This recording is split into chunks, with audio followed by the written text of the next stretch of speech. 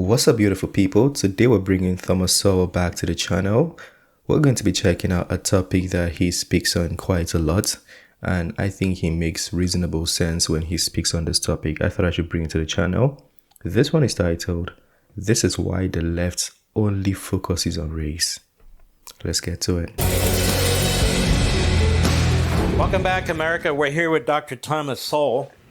The book is Social Justice Fallacies. I want to encourage you to go to Amazon.com and grab a copy. Any major bookstore should have a copy. And it is very readable, and it is worth reading, particularly now during these times. Dr. Sowell, when we talk about equality, immediately race pops into mind. It's always about race, racial discrimination, about the founding of the nation, white dominant society, so forth and so on. And you make the case, and you've made this case throughout your life, but it's very poignant in your book, which is, wait a minute. Of course this has some impact, but it's not the only thing that has an impact. But why? First of all, what other things have an impact? It's probably an infinite list of things. And secondly, why do they only focus on race on the left? I guess it's because that's proven to be a politically popular thing to do. But in point of fact, one of the things that's mentioned in the book is a study that was done by the New York Times, of all people, some years ago, where they tried to show the 10 poorest counties in the United States. And they mentioned which ones they were and so on. It turns out that 6 of those 10 counties had a population that was from 90% to 100% white. Now, in the New York Times, they didn't mention the race of the people, but once they told me the counties, I looked it up. And in fact, I followed the average income in those 6 counties over a span of 50 years. And in all those 50 years, all 6 of those counties had a median income lower than the median income of Black Americans. Now, and so the people in those counties faced zero racism because they were white and indistinguishable from all other whites. They didn't have a legacy of slavery, and yet there they were. You have to ask then, clearly there must be other things that cause poverty. We can't just assume that because people of a given race have more poverty than some other people, that race must be the reason.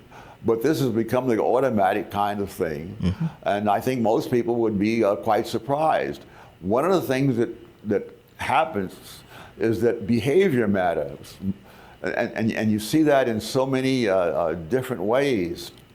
For example, I think most people would be surprised to learn that despite the fact that blacks as a whole have a higher poverty rate than whites as a whole, Black married couple families have for more than a quarter of a century, every single year, had a poverty rate under 10%. And in most of those years, the national poverty rate was not as low as 10%.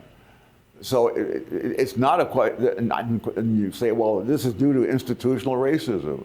In that case, does that mean that the racists make an exception for blacks who are married? I mean, do racists either know or care whether blacks are married? None of these glib explanations stands up to the slightest empirical study. And let's talk about this when it comes to minorities generally.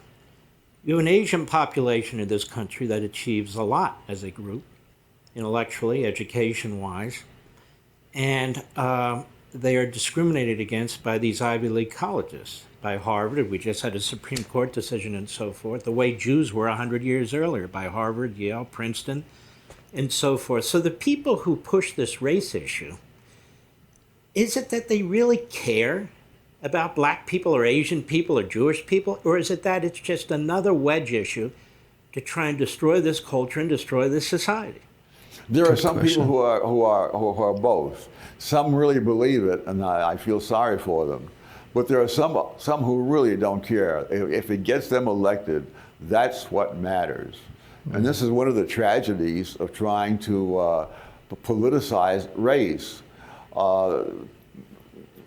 there are so many fallacies that it's hard to even know which one to take up.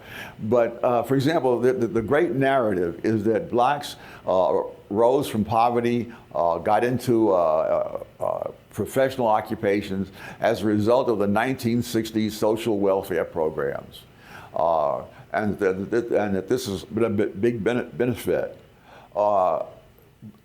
One of the problems with this way of looking at things is that everything depends on when you pick as the start of this trend. If you go back to 1940, that is 20 years before these wonderful things are supposed to have happened in the 1960s, and you discover that the degree to which blacks were in poverty declined from 87% in 1940 to 47% in 1960. So it went down by 40 points in those 20 years.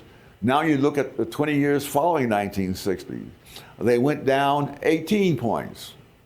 And so the trend did not begin in the 1960s. The trend was there before then, and the trend did not even accelerate after 1960. Many people think that it would all began with the Civil Rights Act of 1964. Well, that was a fine act to get rid of the segregation laws in the South.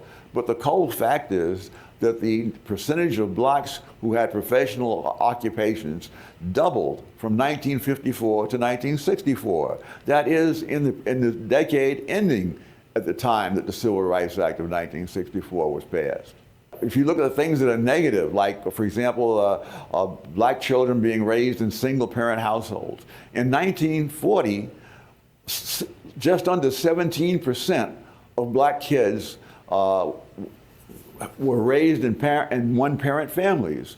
But after 1960s, before the end of the century, 4 times that many, 68% of black kids were being raised in one-parent families. And that does not depend on racism or any of the other things they talk about. It depends upon things that happened due to the policies of the 1960s, which are still going forward. Which encourage the dissolution of the family. It's just unbelievable. Dr. So when we return... Okay, yeah, that's everything. So everything now that's being taken away from race to politics and propaganda all intertwined, and then they dash it to you and cover it as race. Now, there's a little bit of race, but it's mostly bad policies and politics and bad agenda. And when they preach it to people and make it about race to create division and isolation, and that's why when politicians come into power, they say, we'll do this for the black people, we'll do that for the black people. You're creating a problem and solving it to get in political office. Yeah, like he said, I've actually gone to most of the things. I've heard these things previously in his other videos, and I've gone to Google research some of the things, and they turned out to be true. Some of you are going to say, do not research on Google, do not do this, but at this point, where else is going to be better? You can go do your own research from any other place and try to verify the information. But I think what he said is factual, has been confirmed. So let me know what you think. If you doubt it, if you want to add or critique anything, feel free to do so. But just understand that everything is not about race, and know when to...